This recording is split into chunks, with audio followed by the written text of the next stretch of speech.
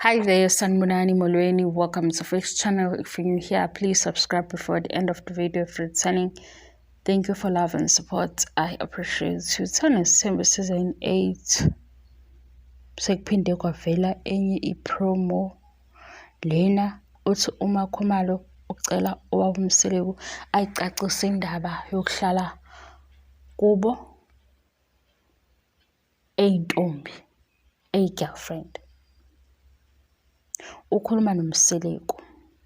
I-social media ikhulumile lento. Ngoba phela social media laba ababukuthana nesimo bayibabaza. Kodwa ngesikhathi sebeyibabaza la uMakhumalo ethe yena izindlu zime kanjani, umshado kaMayeni wamfica esevele yena ewunkosikazi. Okusho ukuthi khona izinto azaziyo. Ngala uMayeni uthi yena ushade nendoda ekipitile. Ubazi ukuthi ukipitile.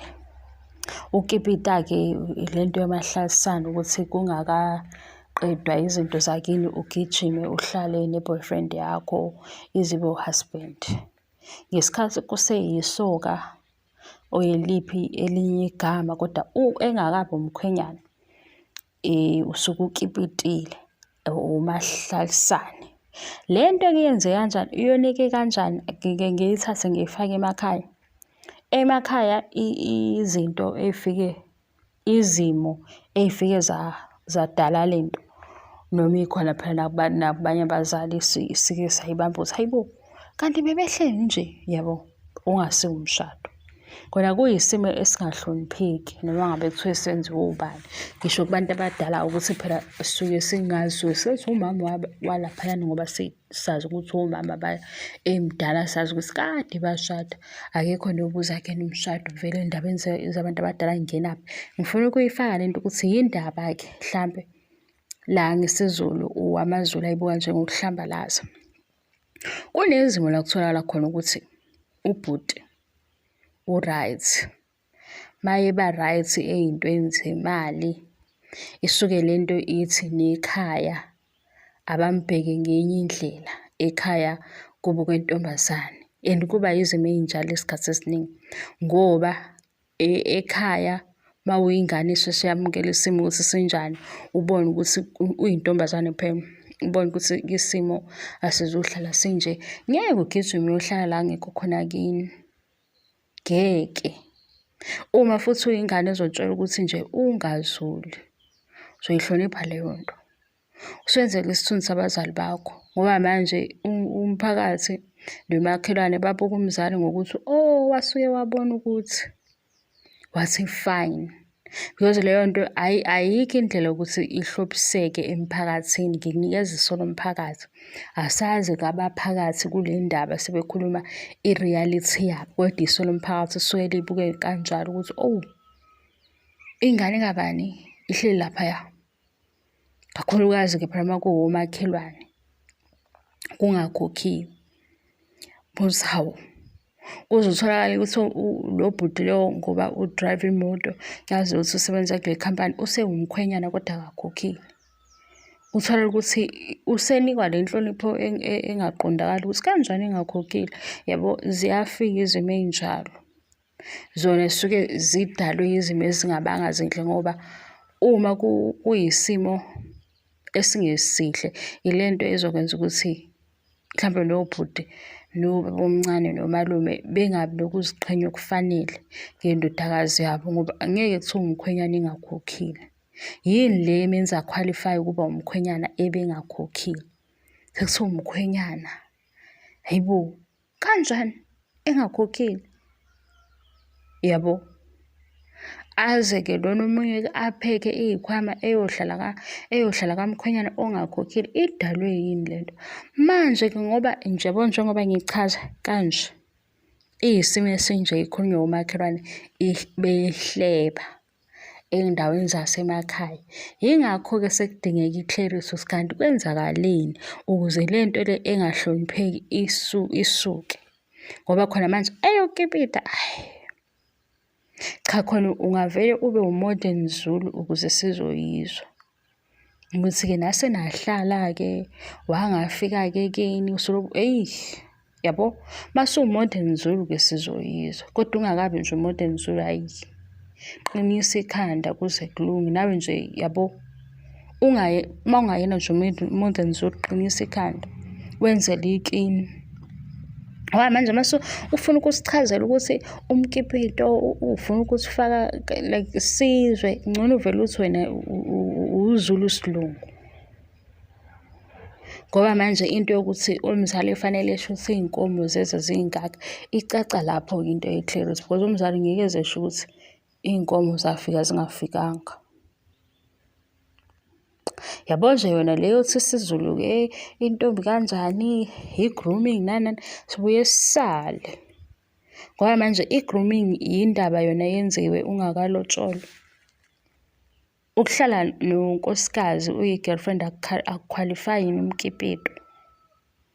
Or umkipito uba khona ngoba sebeqondene bobabili ukuthi sebesegcikene lodwa kanye kanye.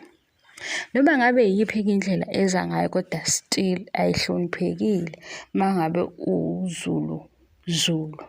Kodwa mase uyithatha ngo-Modern Zulu-ke siyakuzwa, ngoba yikhona izinto ey'hamba ey'fakelwe ey'ningi. Mase ey'fakeliwe sey'chaza nathi abantu bayazama ukuyi-beautify, mase sithi cha kuhle.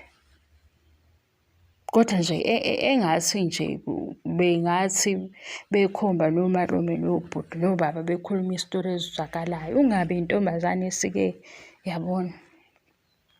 Ivele ikwakhela igama elibi noma kungafanele kube igama elibi ngoba phela uyagana yabo. Iyakhe igama elibi, kodwa ngiyanihlebela nje ngeso lomakhelwane ukuthi hayi, hawu, sekuyaxoxa lana uhleli nawe nalo mndeni lona, hhayi.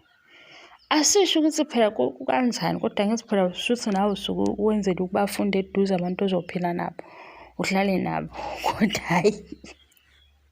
Iyazwakala ko-Modern Zulu.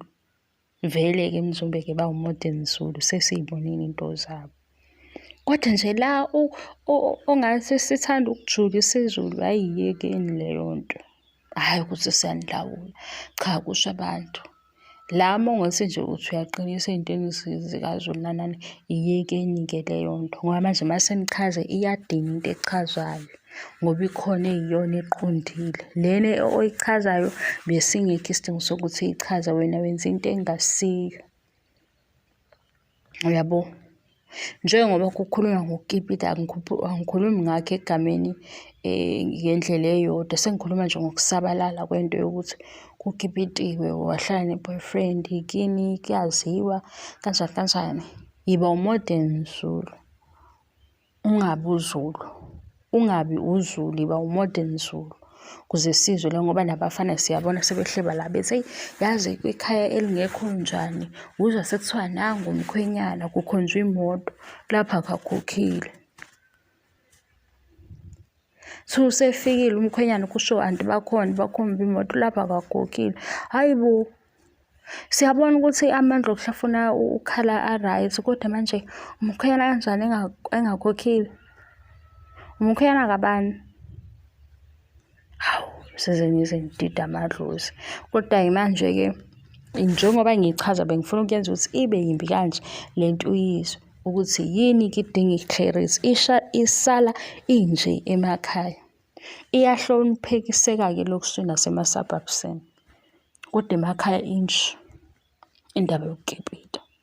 Hawe guys, kudala khona omunye ugogo, uyabo ukuthi niy'ngane zasendaweni, omunye ugogo wayesithumile komunye umuzi la ngasekhaya siyolanda umzukulu wakhe, naye ugeli untanga wami usehleli komunye umuzi. Sahamba laphana, yabo nawe uhambele ukuthi nje niyayihambela namantombazane, kodwa awucabangi ukuthi khona into e-wrong, kanti siyolanda umuntu kwi-boyfriend, ufuna ugogo wakhe. Lapho yimi phela ngedwa eyisidididi kule group, angazi ukuthi hawu into ithini. Sakathola sesifika kuleli khaya, nangu umfana lapho futhi hayi sahamba-ke samtshela intombazane ukuthi ugogo wakhe uyakucela. Ugogo wakhe ngoba wayemdala wayengeke asakwazi-ke vele ukuthi ayifikele lapha kumfaka mfana. Ngayibuka nje le nto ukuthi kusuke sekwenzenjani. So yini eshodayo? Like abantu abakhuluma kuzwakale. Singangaba right isimo kodwa uze uhambe uyolala kamfana ulale komunye umuzi nje uvuke nabo ungasiyena owakhona. Hayibo, uzuze ubajwayele. Ngeke mase bekuthatha kancane. Emva kwalokho bethi sihambele. Ayi, ezinye iy'ndaba nani bodade, ezinye izinto ngiyazi izimo ayifani, kodwa kungcono ukuzama ngenye indlela kunokuthi uhlale la ungabhilongi khona. Uyabona? Ngoba mase uhlala la ungabhilongi khona uzohlushwa izinto eziningi kungakafiki nesikhathi. Usuthestwa nje ngezinto ey'ningi mhlawumbe okufanele ukuthi zikutheste usushadile unkosikazi, at least mhlawumbe kuzwakale-ke. Cabanga nje usunoskwizi abakuzondayo kodwa uyi-girlfriend, uzonda oskwizi, kwasuka kwacima kunjani, usungene ekukhulumeni uyi-girlfriend. Hamba kini, futhi sesiphumile kuthando nesithembu, hamba kini. Wena ozoyizwa le video le ubungahleli kini, zama ngenye indlela uhambe kini. Ungazi nje komunye umuzi yabo bekhulume amagama bewadle ngenxa yakho. Uzuthi wena eyi oskizi ave bephila bahleka nawe. Bakujwayela kabi, bakujwayela kabi. Musukuvuma nawe ngawe, yezwa usho mina-ke lapha, hamba kini. Uzame nje ngenye indlela ongazama ngayo ukuze kuhlangane, kodwa hamba kini. Ungaze kufike isikhathi la usositshela khona ukuthi wenzani umfana usubala izinto azenzayo ezi-wrong. Hamba nje kini. Maye kudinga uyokulanda kini acele kini, wena musuke uya kuye uhlale khona. Hhayi ngizonilawula-ke kuleyo ndawo ngoba ngizwa ngicasuka. Maye kufuna akakuthathe kini ngendlela e-right. Musukulinda khona kamfana. Futhi indaba yenu, hhayi.